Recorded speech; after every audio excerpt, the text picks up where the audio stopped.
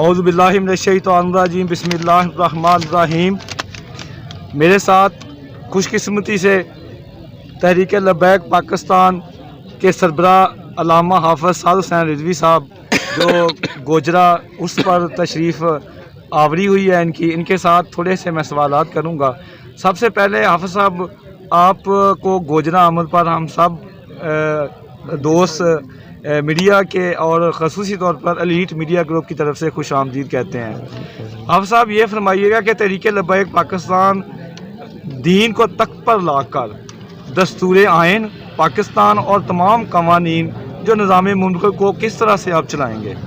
बिस्मिल्लाहिर्रहमानिर्रहीम। मैंने आपसे अर्ज़ की थी और अर्ज़ करना चाहूँगा कि जो दीन, हमारा मकसद है दीन को तख्त पर लाना, किसी शख्सियत को नहीं। और दीन का एक बाकायदा निज़ाम मौजूद है ना हर किस्म में। सबसे पहला आप बुनियादी एक देख लें निज़ाम कि हम इंशाल्लाह सूद को ख़त्म करेंगे। सूद से हमारा निज़ाम मईशत नहीं चलेगा। सबसे पहली हमारी ये कोशिश होगी और हमारे बाबा जी बता करेंगे वो सूद को हम कैसे ख़त्म करेंगे। उसका तरीक़ाकार यही है कि जो कर्ज़े लिए हैं सबसे पहले उन पर सूद ख़त्म किया जाएगा, फिर स्टेट बैंक और फिर तमाम निज़ाम मुमलिकत के जो मामलात हैं उन पर सूद ख़त्म किया जाएगा। आप साहब ये फरमाइए कि दीनी अमूर, सियासत, मुआशियत, तालीम, निज़ाम मुआशरत और तमाम अदारों बिला जितने भी शुबाजात हैं उनके लिए आप क्या क्या उनमें इक़दामात उठाएंगे? देखें जी, उनमें इस्लाहात की जो बातें हैं ना वो वक्त के साथ साथ हैं। तालीम के लिए इस्लाहात की बातें हैं कि अभी यकसा निसाब आ रहा है और ये अच्छी चीज़ है, लेकिन इस निसाब के अंदर क्या है, हम अपने बच्चों की तरबियत क्या कर रहे हैं, ये भी ज़रूरी है। उसके बाद आपने कहा हेल्थ के हवाले से, हेल्थ के हवाले से हमारा एक बहुत ज़बरदस्त प्रोग्राम है। वो अभी इतने छोटे से वक्त में तो नहीं उसको तफसील से बयान किया जा सकता, लेकिन उसके ऊपर काम कर रहा है। और पाकिस्तान का जो मेन रीढ़ की हड्डी की हैसियत रखता है ज़राअत का मामला, वो उसके ऊपर हमारे एक बहुत ज़बरदस्त इस्लाहात पे काम हो रहा है और वो इंशाल्लाह उसको हम लेकर आएंगे।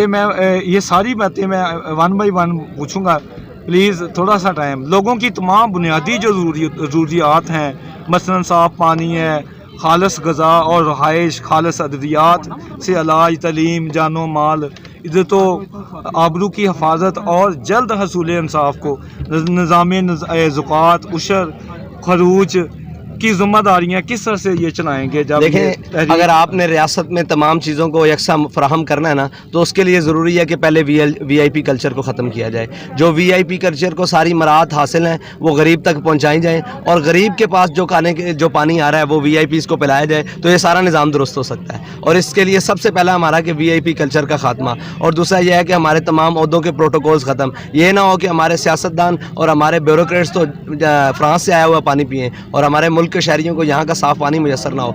उनको भी वही पानी पिलाया जाएगा और उनके लिए दूसरा पानी की रस्तानी होगा, तो फिर ऑटोमेटिकली उस पानी को वो साफ़ करेंगे। और जो बड़े बड़े लोग हैं इनके बच्चों को भी सरकारी स्कूलों में पढ़ाया जाएगा ताकि ये इनके बच्चे किसी प्राइवेट स्कूल में ना पढ़ें और उसका निज़ाम तालीम ठीक हो।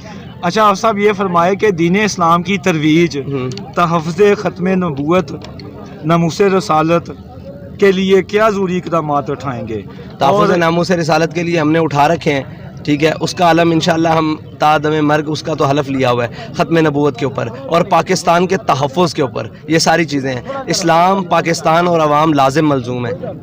फहाशी और बेहयाई, बेरारफ़ी की रोकथाम के लिए क्या क्या इक़दामात करें? देखें जी, फहाशी और बेहयाई की जो फ़रोग़ है ना उसको रियासती सतह पर किया जा रहा है, जिसको तब्दीली का नाम दिया गया था। और उसी सतह पर जनाब आके पूरे इसमें आपकी मीडिया का भी बहुत सारा किरदार है, जिसके अंदर बहुत सारी काली बेड़े हैं। सब तो एक जैसे नहीं हैं, लेकिन बहुत सारी काली बेड़े हैं जिनका नाम लिया जाए तो पर जलते हैं और वो लेने चाहिए। उनका बहुत सारा किरदार रहा है। बैरून ममालिक की फंडिंग्स है इस बेहयाई के पीछे, और बहुत सारे लिबास से लेकर मेकअप से लेकर सारे मामलात हैं। उन सारी चीज़ों के खिलाफ हम नहीं हैं, लेकिन एक हदूद और एक कायदे के अंदर लेकिन हर चीज़ कायदे से बाहर हो रही है। इसको वापसी रियासती कायदे और कानून में लेकर आ सकती है। मतलब इसी सवाल को मैं आगे बढ़ाऊंगा आपके जवाब को कि ख़वातीन के लिए जो लिबास होगा वो राइज करेंगे, क्या करेंगे? मतलब देखें, ख़वातीन का लिबास हम तो नहीं मुकर्रर कर सकते ना, ये रियासत का काम है। और रियासत कैसे मुकर्रर करेगी? वो हद बंदी करेगी कि कम अज़ कम ये इस्लामी मुआशरा है,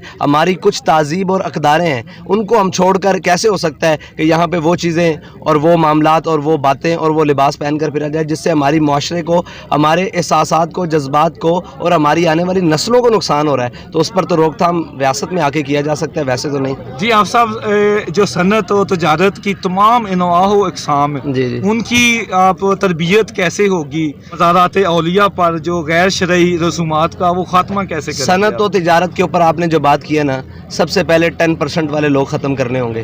سب سے پہلے تاجر کو آپ نے سہولیات فراہم کرنی ہوں گی، وہ اس لیے نہیں کہ وہ امیر سے امیر تر ہو جائے، بلکہ اس شرط پر کہ وہ غریب کو ساتھ لے کر چلے، وہ غریب کے خیالات رکھے اور غریب کے احساسات اور اس کے معاملات کا خیال رکھے، تو اس کو ساتھ لے کر چلیں گے تو صنعت و تجارت چل سکتی ہے، ورنہ تو نہیں۔ اور صنعت و تجارت کو IMF اور FATF کے بوجھ تلے نکالنا ہے۔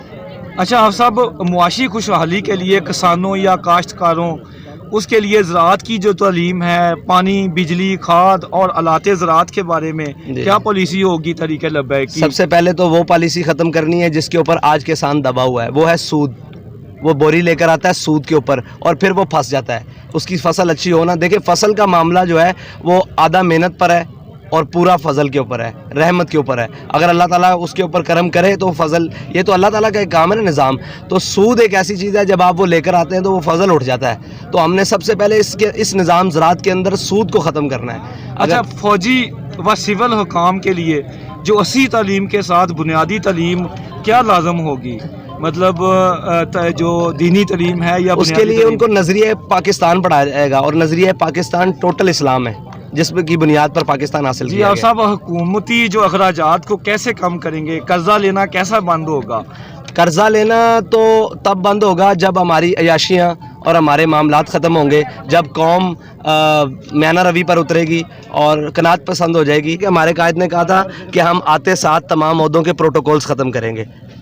جی، شہری آبادیوں، سڑکوں، راستوں، گلیوں، صفائی ستھرائی اور پانی، زمین اور فضائی آلودگی کو کیسے کم کریں گے؟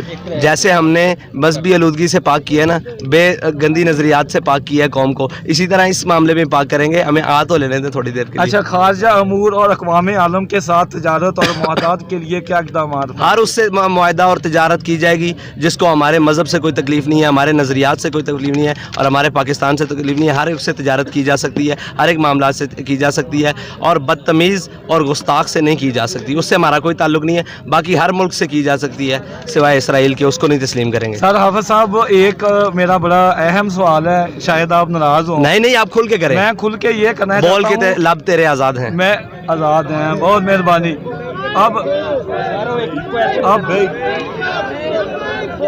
آپ صاحب یہ فرمائیے کہ اب تحریک لبیک ماشاءاللہ وہ پاکستان کی بہت بڑی جماعت بن کے ابھری ہے۔ قبلہ کے رحمۃ اللہ علیہ خادم حسین رضوی صاحب، آپ کے وصال کے بعد اور آپ کی قیادت جو ہے ماشاءاللہ، آپ میں دیکھتا رہتا ہوں، بلکہ ساری دنیا دیکھتی ہے کہ گہری سیاست پہ نظر ہے، گہری، الحمدللہ آپ پورا، آپ کی گرپ ہے۔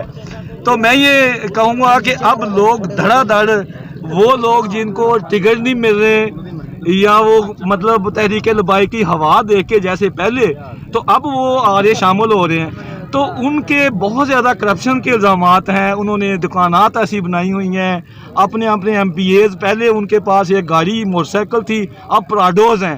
تو اب وہ آپ کیا کریں گے جب کینڈیڈیٹ کا چناؤ ہوگا کہ ایک عام بندہ جس کے پاس ڈگری بھی ہو اور وہ آپ کا ورکر بھی ہو اور پھر اس کے بعد اس کا ویژن بھی ہو اور مکمل طور پہ تحریک لبیک کے مطابق وہ چلتا ہو، لیکن اس کے مقابلے میں اگر کوئی بہت بڑی شخصیت جس کو عام سیاسی لوگ کہتے ہیں کہ وہ شامل ہو رہا ہے، وہ ہو رہا ہے، تو پھر آپ کس طرح سے وہ موازنہ کر کے؟ ہمارا اسکوٹری سسٹم آپ نے پہلے بھی دیکھا، آپ ہمارے پاس رہے ہیں، انشاءاللہ ایسی چیزوں سے ہم متاثر ہونے والے نہیں ہیں۔ بڑے بڑے لوگ بیگز لے کے ہمارے دروازے پر بیٹھے رہتے ہیں، ہم نے کبھی اس کا نہیں مانا، نہ ہمارا معاملات وہ جو ہیں سارے وہ پیسے اور اس معاملات ہم کسی کے قد سے متاثر ہوتے ہیں۔ ہم نظریاتی سیاست کرتے ہیں اور نظریات نہ بکنے والی اور نہ جھکنے والی، اور ہمارے ساتھ بندے بھی وہ آئیں گے اگر وہ توبہ کر کے آتے ہیں تو توبہ کا راستہ ہر ایک کے لیے کھلا ہوا ہے، ان کو ہم توبہ کا اجازت دیں گے، وہ سارا کچھ قوم کے سپرد کریں گے جو انہوں نے کیا ہے، اس کے بعد ہم انہیں سیاست کی اجازت دیں گے، ورنہ تحریک لبیک میں کرپشن اور دوسرے کرپٹ لوگوں کی جگہ نہیں ہے، نہ ہم آپشنل سیاست کر رہے ہیں،